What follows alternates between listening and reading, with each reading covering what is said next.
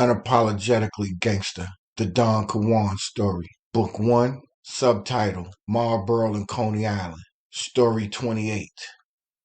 Brooklyn was a dangerous city to navigate safely by yourself in the mid-1980s. All the other boroughs were terrified to even come to BK, and the kids that lived in Brooklyn were also afraid to leave their comfort zone. Therefore, having a solid comrade in the trenches when things got funky was the only way to survive. Now I'm going to give you a sample of how G and I were about that business when put in a predicament outside of Marlboro. Neither one of us was afraid of the wolves in the concrete jungle. We had been snatching jewelry off the white kids' necks in Bensonhurst for extra cash. Some of the jewelry we took to the scales in Flatbush on Church Avenue, and some we would keep. In this incident, we are downtown Brooklyn, and it's crowded with ordinary people and some hungry wolves. I have a handful of jewelry swinging around my neck. I had about 8 to 10 gold rope and herringbone chains with charms on them. We are with Prince, a ladies' man that lived on the other side of the projects. He was a pretty boy that was cool, but proved to be a bona fide sucker this day. Not everybody knows how to respond under pressure, and I'ma take it easy on my boy because I still had love for him even after he left us stranded. Now the three of us are on Fulton Street, walking toward Flatbush Avenue. I stopped to check out some designer shades.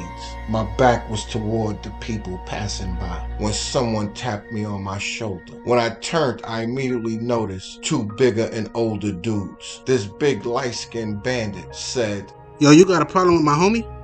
"What? What the fuck you talking about?" I responded, not recognizing either one of these Brooklyn bandits. Homeboy had the dirty scent of a wolf, so I turned to put the shades back and spit a razor blade out of my mouth into my right hand. And when I spun around, the big light-skinned kid snatched all of my jewelry. And yes, you heard me right. A razor blade came out of my mouth. A Rikers Island jailhouse move I had been practicing for a few months. Back to the bullshit. Dude had all of my jewelry in his hands when I swung the razor across his face. Anyway, it happened so fast, my hand moved on pure instincts. While attempting to rip him across the face, the razor fell. Once G noticed what was going on, he rushed right into the action. He started banging it out with the other kid. Now my back was to the store, so I had to scrap with the big light-skinned kid in front of me in order to get around him. Once around him, I could hear my jewelry hitting the ground. Therefore, when my eyes spotted a nearby garbage can, the search for a bottle began, and it was brief. The dude turned his back to help his partner because G was giving him the business. He was putting hands all on boy. There was a crowd of spectators watching them tussle with both wolves when I stepped up on a bench. With the bottle in my hand, I jumped off the bench, through the air, and slapped the big light-skinned kid across the back of the head with it. After smashing him across the head with the bottle, he buckled and turned his attention back to me. I then grabbed a footstool that was in front of the store where I had been just looking at the shades. The police were on the scene as the footstool left my hand. They caught me throwing the stool and tackled me as if I was the suspect. They had no idea that I was the victim, and after hearing it from innocent bystanders, they turned me loose. They then locked up the big light-skinned kid, and his man got away. When the melee was over, I was only able to get some of my jewelry up off the ground. They took me to the precinct to press charges, but there was no need for that. His face was embedded in the back of my head. Now, once back in Marlboro, I ran into Prince. I wanted to put hands on the boy, but understood perfectly well that he wasn't born with the animal in him like G and myself.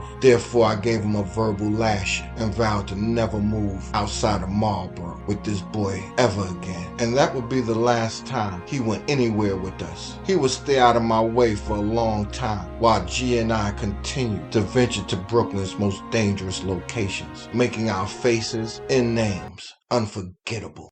This is the end of Story 28, the Don Kawand story.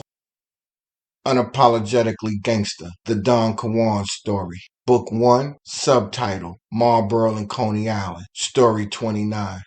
By the time my third year at high school started, Jamaican Wayne and I had grown extremely close. He, G, and I would become co-defendants in a brutal attack. Two boys that lived in CI would be the Vics. This incident would also take place at the Atlantic Avenue train station. One afternoon while on a train with Wayne and G, we get into a brawl. Now let me give you a brief description of who I'm dealing with, even though there's more to him and me to come. G lived in 30 Rock and had a little bit of that animal inside of him. He is not only certified, but had a pinch of the beast inside. God instills something foolish and ignorant in both of us. I could write an entire book on the mischievous and dangerous ventures we embarked on, but I'm only going to give you a few that made both of us certified throughout Brooklyn. Let me explain how my homie gets it in. We're at the Atlantic Avenue train station on the platform, waiting for the D train to take us to Coney Island. He spots a short, husky, brown-skinned kid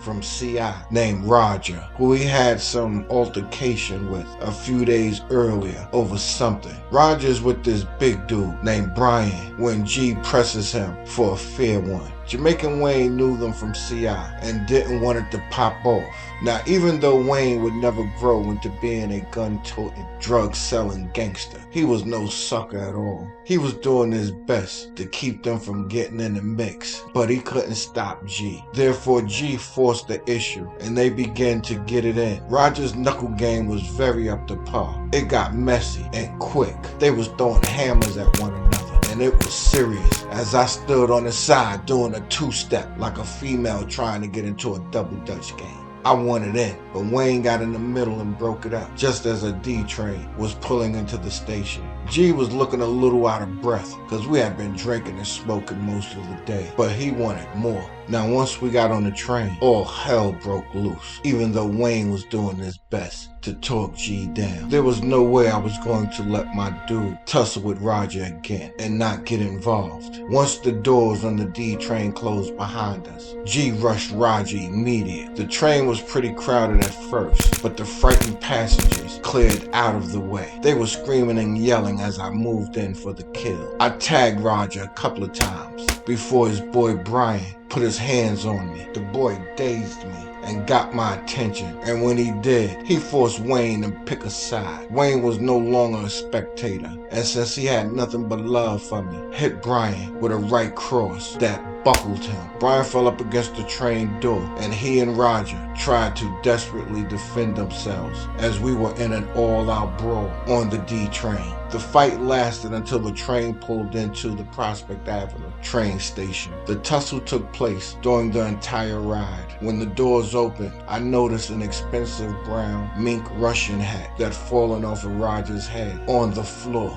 And being that I was on take of time at this point in my life, I snatched it up as the doors opened for us to get off. As we went to exit the platform, police began coming down the stairs from both sides. I tossed the mink hat onto the train tracks, but one of them spotted the move. It was obvious that the train conductor had called ahead. There was nowhere for us to run as Roger and Brian came off the train, looking like they had been in a fight. Only because I snatched the hat up, it became a robbery and assault charge. Them boys in blue put the handcuffs on all three of us. We spent a couple of days going through the system before being released. Roger lived in C-Rise and was no slouch at all. And after seeing me out there one late night, came for my body and soul. My back would be up against the wall as this young gangster from CI would put my heart to the test.